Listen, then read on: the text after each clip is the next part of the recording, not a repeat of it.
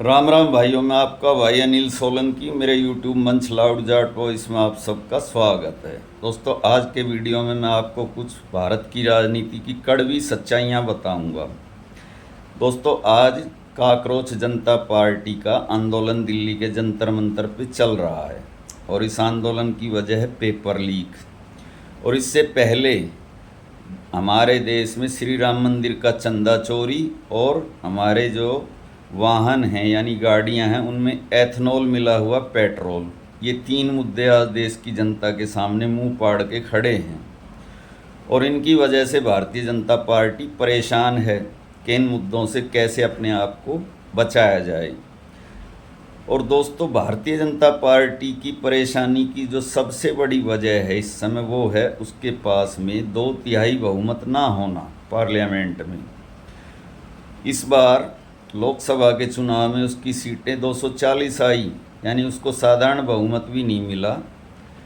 और उसने delimitation bill को पास करवाने की ठान रखी है, जो अभी पीछे गिर गया था, पिछले लोकसभा के सेशन में वो गिर गया था।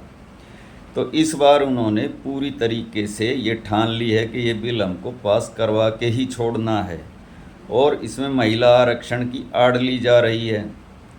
दोस्तों, 2/3 बहुमत होने के बाद बीजेपी दो काम करेगी। एक तो जो हमारे देश में लोकसभा की 543 सीटें हैं उनको बढ़ा के 850 सीट करेगी, यानी 300 एमपी हमारे ऊपर ज़्यादा थोपेगी, जिनकी तनख्वाह, वेतन, भत्ते, सुविधाएं, बंगले, गाड़ी, वो सब हमारी जेब से जाएगा। और दूसरा काम करेगी वन नेशन वन इलेक्शन, यानी ये बार बार के चुनाव से झंझट ख़त्म, जितनी भी विधानसभा सबको भंग करके लोकसभा चुनाव के साथ उनके चुनाव हो जाएं और जो मैनेजमेंट करना है वो एक बार में ही हो जाए। और दूसरा, ये जो क्षेत्रीय नेता बीजेपी का सिरदर्द बने रहते हैं ना, अलग अलग राज्यों में क्षेत्रीय पार्टियां, इनका अस्तित्व ही ख़त्म हो जाए, क्योंकि लोकसभा चुनाव के साथ में विधानसभा चुनाव होने से थोड़ा माहौल राष्ट्रवाद का बन भी जाता है। तो ये सारी बातें बीजेपी करना चाहती है। आज उसके पास में कहते हैं कि राज्यसभा में तो वो बहुमत के आसपास पहुंच गई है 2/3 के, लेकिन लोकसभा में अभी कमी है। आपने देखा होगा कि 20 के करीब तृणमूल के सांसद और 6 के करीब शिवसेना के सांसद तोड़े गए हैं और राज्यसभा में आम आदमी पार्टी के सांसद तोड़े गए थे 7।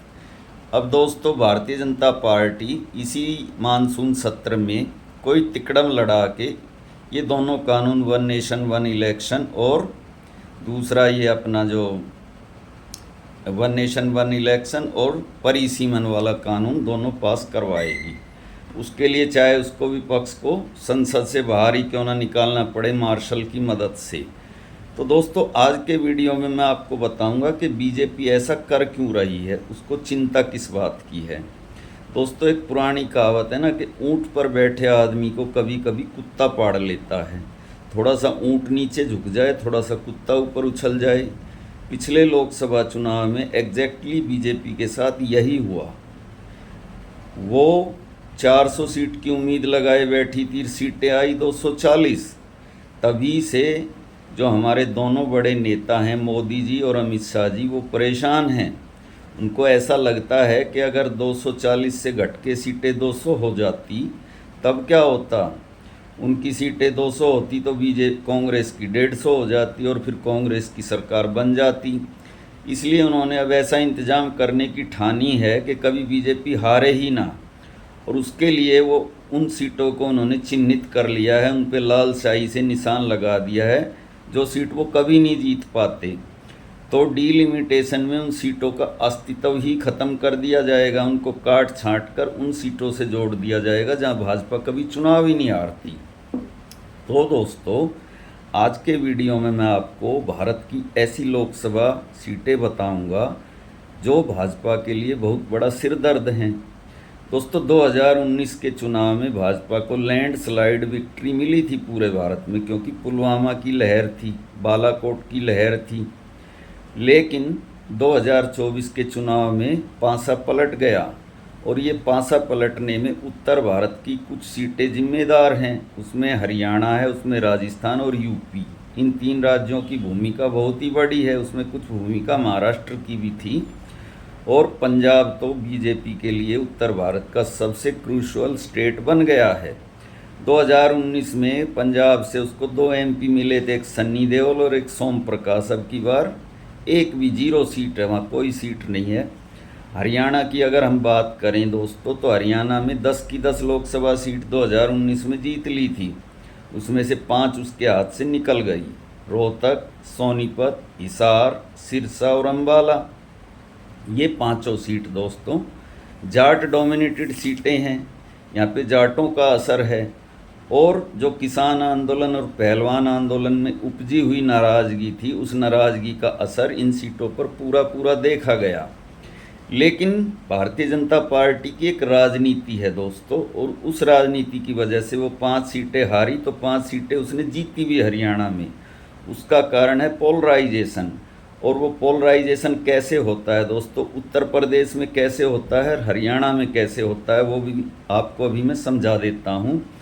हरियाणा में जो 5 जाट बहुल सीटें उसने हारी, तो दोस्तों जिन सीटों पर जाटों का असर नहीं है वो जीती, क्योंकि गुड़गांव और गुड़गांव और भिवानी महेंद्रगढ़ सीटों पर यादवों की संख्या ज़्यादा है, और ये दोनों किसान जातियां अपने आप को एक दूसरे का प्रतिद्वंदी मानती हैं।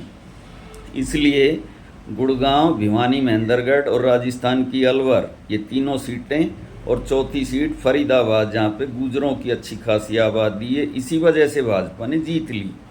अब दोस्तों ऐसा ही एग्जैक्ट यूपी में भी होता है। यूपी में जहाँ पर यादव बीजेपी के लिए एक सबसे बड़ी सिरदर्दी बनते हैं दोस्तों, जो यादवों की सीटें हैं, जहाँ पर यादवों की संख्या वो बीजेपी कभी नहीं जीत पाती।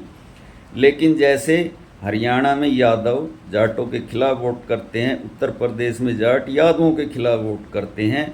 और उसका उदाहरण है दोस्तों कि मथुरा, आगरा, फतेहपुर सीकरी, अलीगढ़ और हाथरस जैसी जाट बहुल लोकसभा सीटें यूपी में बीजेपी जीत जाती है। समाजवादी पार्टी यहाँ पे नहीं जीत पाती है, लेकिन कुछ सीटों पर असर हुआ, और कुछ सीटें जैसे मुजफ्फरनगर, कैराना, नगीना और सहारनपुर, ये समाजवादी पार्टी ने जाट बहुल सीटें जीती भी हैं। तो उत्तर प्रदेश की दोस्तों कुछ जाट बहुल सीटें यादव बहुल सीटें ऐसी हैं जो कि पिछली बार ये सीटें बीजेपी के पास थी, इस बार समाजवादी पार्टी ने उनसे छीन ली हैं। वो सीटें हैं दोस्तों एटा, इटावा, मैनपुरी, मुरादाबाद, फिरोजाबाद, फरुखाबाद, बदायूं, आजमगढ़, जौनपुर, रामपुर, कन्नौज, बरेली, फैजाबाद, गोंडा, हरदोई, संभल, सुल्तानपुर, डुमरियागंज, भदोही और गाजीपुर। इसमें से केवल 5 सीटें पहले जीती थी समाजवादी पार्टी ने, अब की बार ये सारी सीटें समाजवादी पार्टी ने बीजेपी से छीन ली हैं। तो दोस्तों ये हुआ यूपी, पंजाब और हरियाणा का समीकरण।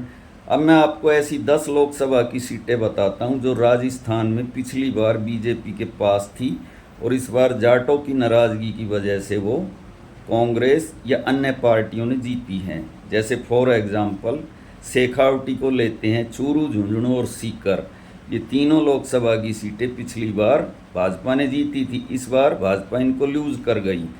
दोस्तों सीकर से अमराराम चौधरी CPM के उम्मीदवार जीत गए, उन्होंने सुबेगानंद सरस्वती को हरा दिया। चूरू से राहुल कसवा कांग्रेस से जीत गए, पिछली बार बीजेपी से जीते थे।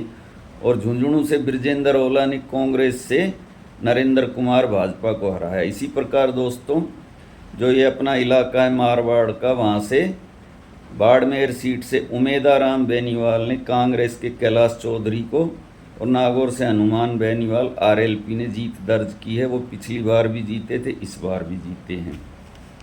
और दोस्तों राजस्थान की कुछ रिजर्व सीटें हैं, उसमें 2 तो जाटों की रियासत है, धौलपुर और भरतपुर। ये दोनों सीटें संजना जाटव और जय भगवान जाटव ने भजनलाल जाटव ने जीत ली कांग्रेस के। इसके अलावा दोस्तों कुछ सीटें हैं, जैसे श्री गंगानगर सीट है, यहाँ से कुलदीप इंदौरा यहाँ से जीते हैं और उन्होंने निहालचंद मेघवाल को हराया है। सवाई माधोपुर और दौसाई हरिचंद मीणा और मुरारी लाल मीणा दोनों कांग्रेस के जीते हैं यहाँ से। तो ये 10 लोकसभा की सीटें ऐसी हैं जो जाटों की वजह से भाजपा हार गई। क्योंकि किसान आंदोलन और पहलवान आंदोलन का असर सबसे ज़्यादा राजस्थान, हरियाणा, पंजाब में दिखाई दिया। यूपी में उसका असर इसलिए नहीं दिखाई दिया कि वहाँ के जाटों के पास समाजवादी पार्टी के खिलाफ वोट डालने के अलावा और कोई ऑप्शन ही नहीं है। जैसे हरियाणा के यादवों के पास कांग्रेस की खिलाफत करने के अलावा और कोई ऑप्शन ही नहीं है। तो दोस्तों, इसीलिए भारतीय जनता पार्टी इसी सेशन में डिलिमिटेशन और वन नेशन वन इलेक्शन का बिल पास करके क्षेत्रीय दलों की राजनीति को ख़त्म करेगी और ऐसा समीकरण बना लेगी, सीटें बढ़ाएगी और इस ढंग से सीटें बनाएगी कि वो कभी ज़िंदगी में चुनाव ना हारे। तो दोस्तों, आज की ये जानकारी आपको कैसी लगी आप कमेंट करके बताना। अच्छी लगी तो आप अपने ग्रुप में ज़रूर शेयर करना, लाइक भी करना, कमेंट भी करना, चैनल को सब्सक्राइब भी करना, बेल आइकॉन को भी दबाना। और जो भाई मेरी आर्थिक मदद करना चाहते हैं वो कृपया इस QR कोड को स्कैन करें। और जैसी आपकी इच्छा हो, कोई ज़ोर ज़बरदस्ती नहीं है, मेरे मोटिवेशन के लिए, इससे मैं आगे और भी जानकारियाँ उपलब्ध करके आपको बताऊं। कृपया मेरी आर्थिक मदद करें। मिलते हैं अगले वीडियो में। आपका दिन शुभ हो।